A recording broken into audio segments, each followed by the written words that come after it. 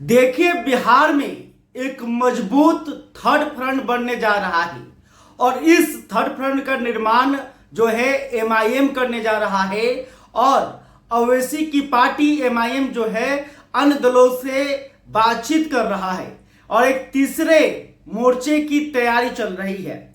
और देखिए, एमआईएम का बिहार विधानसभा चुनाव को लेकर क्या कुछ तैयारी है, कितने सीटों पर एमआईएम चुनाव लड़ेगी और किस किस पार्टी के साथ एआईएमआईएम का गठबंधन होने जा रहा है, हम आपको पूरी जानकारी इस वीडियो में देने जा रहे हैं। इसलिए आपसे अनुरोध है कि अंत तक जरूर इस वीडियो को देखिएगा, क्योंकि हम सही और सटीक खबर बताते हैं बिना लाग लपेट के। तो देखिए, एआईएमआईएम जो कि असदुद्दीन ओवैसी की पार्टी है, वो बिहार विधानसभा चुनाव को लेकर पूरी तरह से तैयारी में दिखाई दे रही है।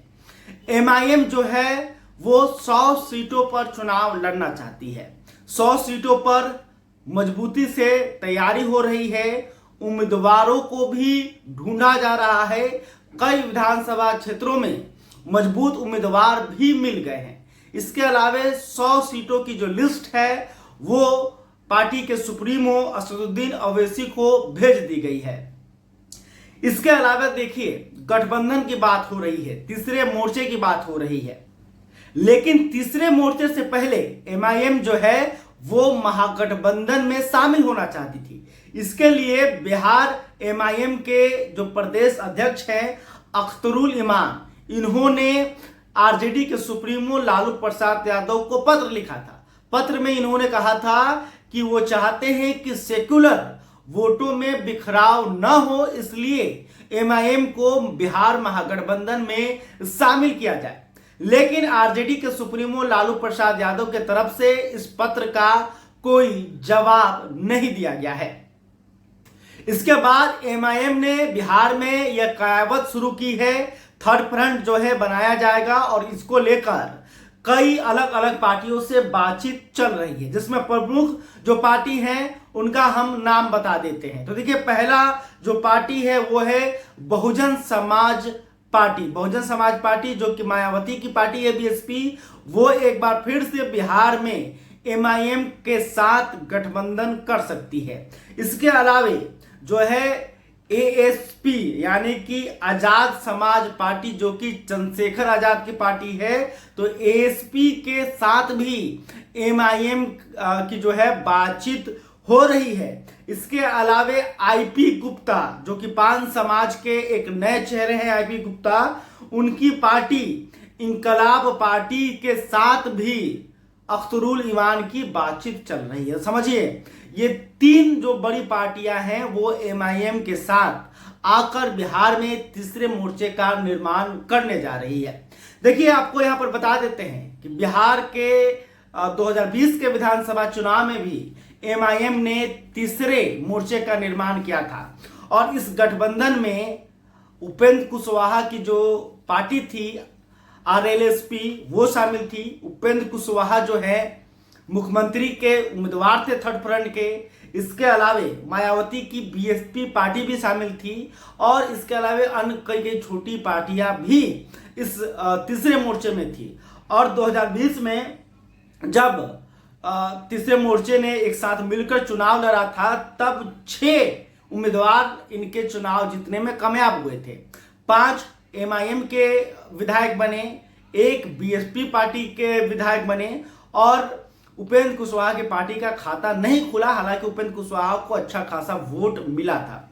तो अब आपको यहाँ पर समझा देते हैं कि 6 सीटों पर तो इनका प्रभाव था ही, 6 सीट को इन्होंने जीता तो ही, लेकिन इसके अलावे करीब 5% वोट भी तीसरे मोर्चे के पाले में गया था। हालांकि चुनाव जीतने के बाद एमआईएम के 4 विधायक पाला बदल गए, वो आरजेडी के साथ चले गए। तो वहीं बीएसपी के जो विधायक थे जमा खान, वो जेडीयू में चले गए हैं और बिहार सरकार में वर्तमान में मंत्री भी हैं। तो ये बड़ी बात है कि जो जीते हुए विधायक थे उन्होंने पाला बदल लिया। तो इस बात को भी एमआईएम ख्याल में रख रहा है और ऐसे उम्मीदवारों को टिकट देने का प्रयास किया जा रहा है जो पूरी तरह से भरोसे के लायक हैं, जो एमआईएम के साथ रहें। तो आपको बता देते हैं, तो समझिए ये कितनी बड़ी बात होने जा रही है। बिहार में दलित और मुसलमान वोटों को साधने का प्रयास किया जा रहा है। जय भीम का नारा आपको बिहार में देखने को मिल सकता है। दलितों की दो बड़ी पार्टी है, एएसपी प्रभाव है, बीएसपी बहुत प्रभाव है बिहार के उन इलाकों में जो इलाका उत्तर प्रदेश से सटा हुआ है। खास करके जो रविदास जाति हैं वो हाथी चाप पर भरोसा करती हैं। इसके अलावे चंद्रशेखर आजाद का भी बिहार के युवाओं पर प्रभाव देखने को मिल रहा है। दलित युवा जो है वो चंद्रशेखर आजाद से प्रभावित है। तो ये मुसलमान और दलितों के वोट पर जो है थर्ड फ्रंट की नजर रहेगी। और जैसे ही यह थर्ड फ्रंट का अगर निर्माण हो जाता है तो कहीं ना कहीं यह महागठबंधन और आरजेडी के लिए बड़ी मुश्किलें खड़ा कर सकता है, क्योंकि आरजेडी का कोर वोट बैंक जो है एमवाई समीकरण है। और अगर एमवाई में एम टूट जाएगा तो फिर आरजेडी के लिए बहुत मुश्किल हो जाएगा चुनाव जीतना। इसके अलावा दलित वोट बैंक जो कि अभी बिहार में बिखरता है, कुछ वोट बैंक चिराग पासवान के साथ जाते हैं जो पासवान जाति के वोटर हैं, जो मुसहर जाति के वोटर हैं वो चले जाते हैं जीतन राम मांझी के साथ यानी कि एनडीए के तरफ। लेकिन जो रविदास जाति बिहार में बिखर रही थी उसको बीएसपी और एएसपी के सहारे एमआईएम बिहार में साधने का प्रयास कर सकती है। तो समझिए जो दलितों की जो बड़ी आबादी है वो अगर थर्ड फ्रंट के साथ चला जाएगा तो महागठबंधन को तो नुकसान होगा, एनडीए को भी बड़ा नुकसान हो सकता है।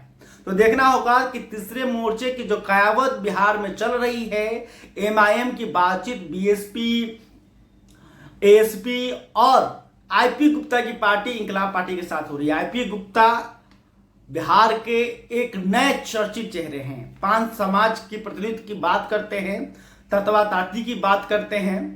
और आईपी गुप्ता ने जब कुछ महीने पहले पटना के गांधी मैदान में रैली किया था तो उस भीड़ को देखकर हर कोई आईपी गुप्ता की चर्चा कर रहा था, क्योंकि प्रशांत किशोर की रैली से भी बड़ी रैली आईपी गुप्ता की थी और आईपी गुप्ता ने उसी गांधी मैदान से इस पार्टी की शुरुआत की थी। तो आईपी गुप्ता पांच समाज को क्या एमआईएम के साथ ला पाएंगे, क्या तीसरे मोर्चे के साथ ला पाएंगे? अगर ला पाते हैं तो फिर ये तीसरा मोर्चा जो है बिहार की राजनीति में निर्णायक साबित हो सकती है। किसकी सरकार बनेगी यह जो है थर्ड फ्रंट तय कर सकता है। तो देखना होगा कि इस तीसरे मोर्चे का जो निर्माण है वो क्या बिहार में हो पाता है। जो एमआईएम की बातचीत चल रही है तमाम पार्टियों से, क्या यह बातचीत सफल होगी और 2020 के तरह ही बिहार में एक तीसरा मोर्चा देखने को मिलेगा।